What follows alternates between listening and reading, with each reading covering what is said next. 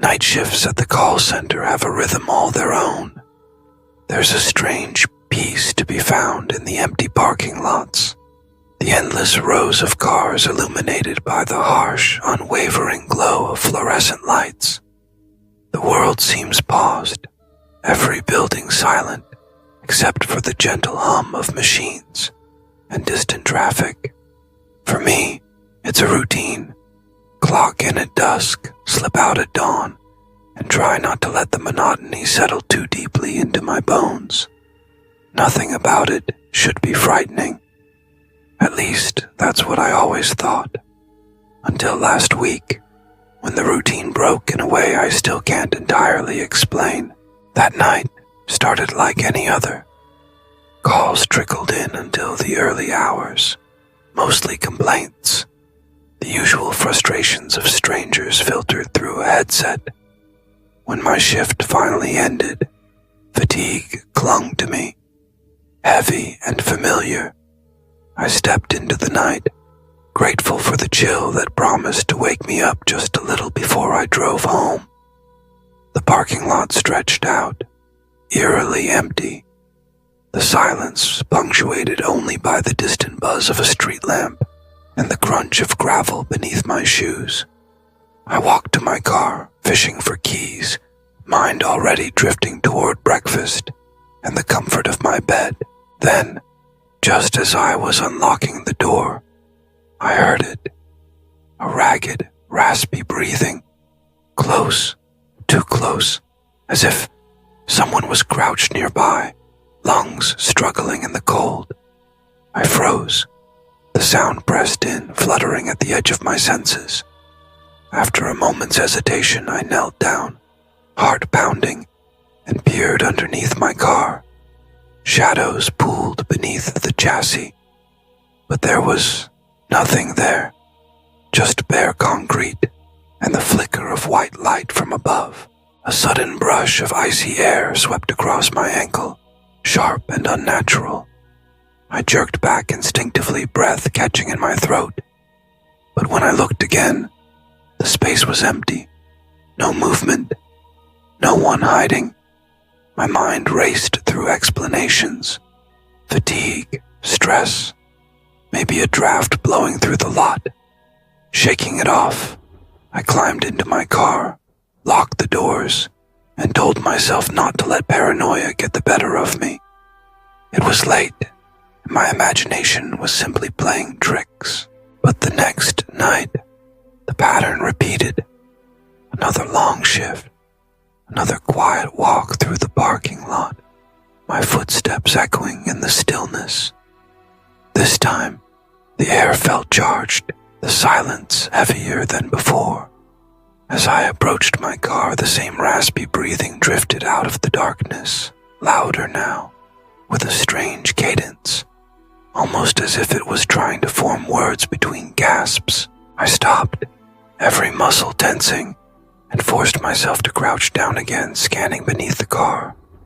That's when I saw it. Two pale fingers, impossibly thin, retreating just out of sight into the shadows. For a split second, they seemed to beckon, curling slowly before vanishing entirely. My pulse thundered in my ears. I staggered back, fumbling for my phone, every rational thought collapsing under the weight of what I'd just witnessed. I told myself it had to be a trick of the light, maybe a stray animal, or a branch blown under the chassis by the wind. But deep down, I knew those weren't answers. They were just hopes clinging to the surface of fear. I barely slept that day, mind racing with what-ifs. By the time my next shift rolled around, I'd made a plan. If something was lurking out there, I needed proof, something to convince myself I wasn't losing my grip on reality. Before heading into work, I wedged my phone underneath my car, the camera angled down to capture anything moving in the darkness. It was a desperate gesture, but it was all I could think to do. The shift dragged on, every call blurring into the next, but my thoughts never strayed far from the parking lot. When dawn finally crept in, pale and indifferent, I hurried out, heart pounding as I retrieved my phone. The screen was cold to the touch, battery nearly spent. I climbed into my car and locked the doors, hands shaking as I queued up the footage. Hours of nothing. The lot remained empty, shadows shifting with the slow crawl of the night. Then, at 1:59 a.m., something changed. The camera caught a flicker of movement, something sliding from beneath the far edge of the car. At first, it was just a blur, until the shape resolved into a face, pale and gaunt, eyes impossibly dark, staring straight into the lens. The figure hovered there, breath fogging in the chill as it leaned closer, lips parting with twitching uncertainty. Then, in a whisper that cut through the static, it said my name. The sound was unmistakable, raspy, like breathing through broken glass, but clear enough to leave no doubt. My name, spoken by something that should not have known it. I stared at the screen, disbelieving, as the figure retreated back into the darkness, vanishing as quickly as it had appeared. The footage ended, leaving nothing but the silent promise that whatever this thing was, it knew me, knew who I was, and it hadn't finished with me yet. Now, every night, the parking lot feels different. The shadows seem to press closer, the cold bites deeper, and every sound makes my nerves stand on edge. I don't know what I saw or what it wants, but I can't shake the feeling that it's waiting, watching. And the worst part is, it called me by name, like it's always been there, waiting for the moment I finally noticed. This isn't just about fear anymore. It's about something older, something that's been lurking beneath the surface of my ordinary life, something that knows me better than I know myself. And as much as I want to walk away, to pretend nothing happened, I can't. Because whatever this thing is, it's not finished. Not yet. And I'm left wondering, what happens next? When the thing in the shadows decides it's time to step into the light, he tries everything to escape. He starts leaving work early, slipping out before dusk, desperate to break the cycle. He changes his routine, takes new routes, avoids the alley behind the building. Anything to lose what's following him. But the breathing does not care about his schedule. It waits. It adapts.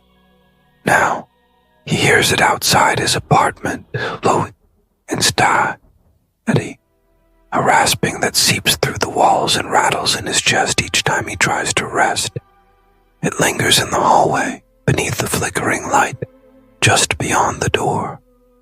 No matter how much he tries to reassure himself, he knows it's not just in his head. He can feel its presence, patient and persistent, waiting for him to acknowledge it. The city outside seems oblivious. Its noise is distant, muffled by the heaviness inside his home. He grows more desperate, more wary. He starts noticing unfamiliar faces on the street, but one stands out. A homeless man who lingers near the office entrance, eyes sharp despite the weathered skin and torn clothes. One evening, as he hurries past, the man grabs him by the wrist, grip surprisingly strong. The man's eyes search his, intent and knowing. "You saw it, didn't you?" he rasps, pulling him closer. "Once it knows your scent, it doesn't forget." The world seems to narrow, the sounds of traffic fading away. The man leans in, his voice a whisper meant only for him. "Don't try to fight it. Don't run. Ask it who it used to be." The warning lingers as the man releases him, shuffling back to his spot as if nothing happened. He walks away, shaken, the words echoing in his mind. That night, sleep becomes impossible. The warning, the breathing, the memories, they swirl together in his mind, refusing to let go. He makes a decision. He will not run. Instead, He waits. At 2:03 a.m., he stands beside his car, keys clenched tight in a trembling fist. The city is silent, the world holding its breath. Then the sound begins again, faint at first, but growing louder, closer. It is the same ragged inhale and exhale he's heard every night, but tonight there is something new in it. Intent from the shadows beneath the car, something crawls out. Its limbs are long, twisted, moving with a grotesque mimicry of human motion. Its skin is stretched and pallid, face half-formed, eyes wide and bleeding. The thing shudders, twitching as if fighting to hold itself together. It stops a few feet away, its gaze settling on him. And then it speaks, its voice strangled and thick with sorrow. "You used to be me. You left me here.